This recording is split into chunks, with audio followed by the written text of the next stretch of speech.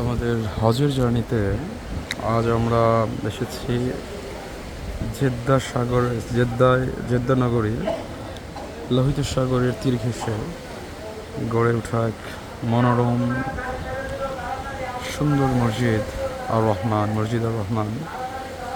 তো এই মসজিদের একটা অন্যতম বিশেষত্ব হচ্ছে যে যখন জোয়ার আসে, জোয়ারের সময় মসজিদের পিলারগুলো সম্পূর্ণটা পানিতে ডুবে যায়। তো এখন আমাদের ভাটা চলতেছে, আসলে এই জন্য দেখানো যাচ্ছে না।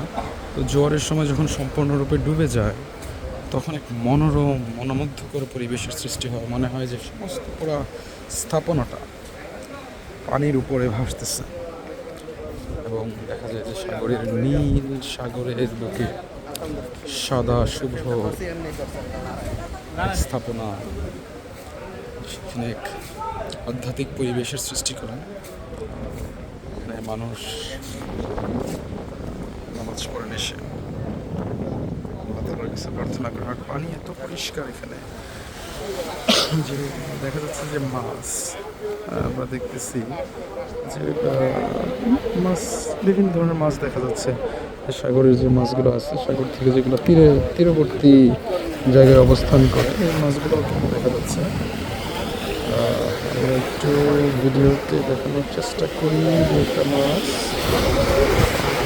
ক্রমাগত স্রোতের কারণে দেখানো এটা হচ্ছে না, তারপর আমরা চেষ্টা করতেছি। এই যে দেখা যাচ্ছে, এই যে মাছ দেখা যাচ্ছে,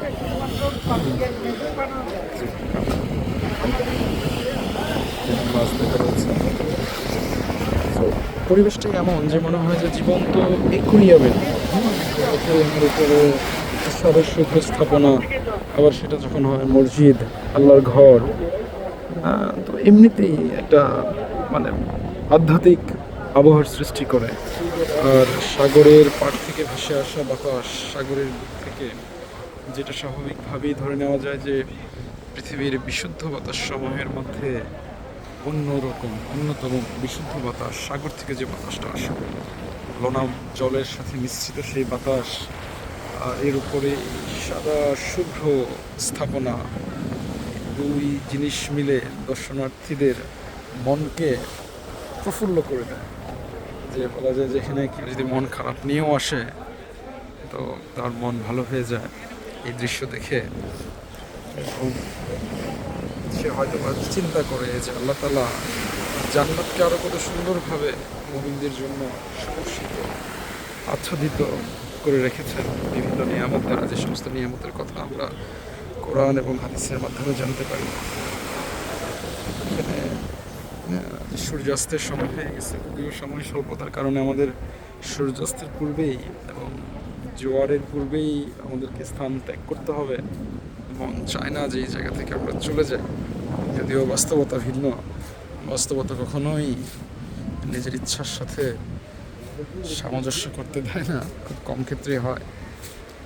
তো চতুর্দিকে এই মসজিদের চতুর্দিকে এই যে শুভ্র একদম স্বচ্ছ পরিষ্কার পানি, এবং চতুর্দিকেই দেখা যাচ্ছে যে বিভিন্ন মাছ যেগুলো আমরা আরো দু একটা মাছ দেখার চেষ্টা করি, দেখা তো যাচ্ছে মোবাইলের মাধ্যমে। এই যে মাছ আছে,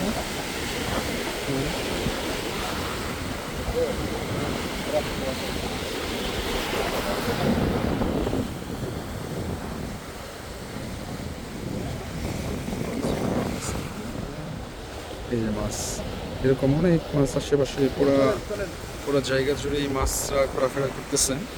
এবং সামনে সেই লোহিত সাগর,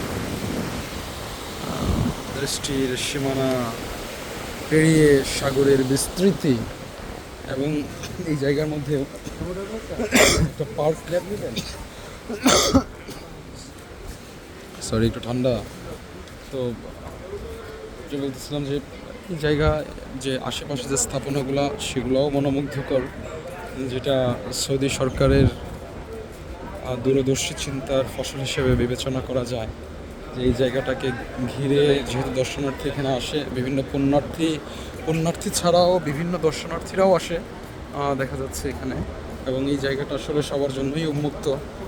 এবং সাগরের পাড়ে যে বিভিন্ন হোটেলগুলো আছে সেখানকার যারা গেস্ট আসে তারাও এখানে আসেন। তো সব মিলে এটা টোটালি একটা দর্শনীয় স্থানে পরিণত হয়ে গেছে। আমরাও চেষ্টা করব যে যারা আসি যে পবিত্র স্থানগুলো ভ্রমণে, যে মক্কা মদিনাতে যখন আমরা আসবো, যদি সময় করা যায়, যদি সময় থাকে, তো ইতিহাসগুলোর একটা সাক্ষী হয়ে নিজেকে একটা পার্ট করে নেওয়া যায়।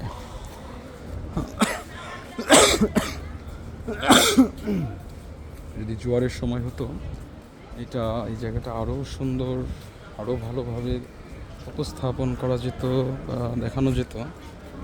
তো ইনশাআল্লাহ হয়তো বা কোনো একদিন আল্লাহ তালার কাছে দোয়া করি, আল্লাহ তালা হয়তো জোয়ারের সময় একবার আনবেন কখনো। তো এখানে কি সুন্দর যে সাগরের যে পরিবেশটা, দেখা যাচ্ছে যে একটা সামনে একটা ঈগল, হ্যাঁ, যে ঈগল যেমন এই যে মনে হচ্ছে যে সে মাছ ধরার জন্য, সে তার শিকারের আগ মুহূর্তে যেমন, হ্যাঁ, সে যে পজিশনে বসে থাকে, এরকমভাবে একটা ঈগলের একটা ভাস্কর্য স্থাপন করা হয়েছে এখানে। আর আসলে এই সমস্ত জায়গায় বর্ণনা দেওয়ার চেয়ে এই জায়গাগুলোর সৌন্দর্য উপভোগ করাটাই বেশি শ্রেয়, বেশি ভালো লাগে আর কি। অনেক সময় বর্ণনাও বিরক্তির কারণ হয়ে যায়, কিন্তু বর্ণনা ছাড়া যে জায়গার যে সৌন্দর্যটা, আল্লাহ তাআলা কি সুন্দর করে প্রতিটা জিনিসকে সাজিয়েছেন, এই সৌন্দর্য দেখলেও ভালো লাগে। যাই হোক, ইনশাআল্লাহ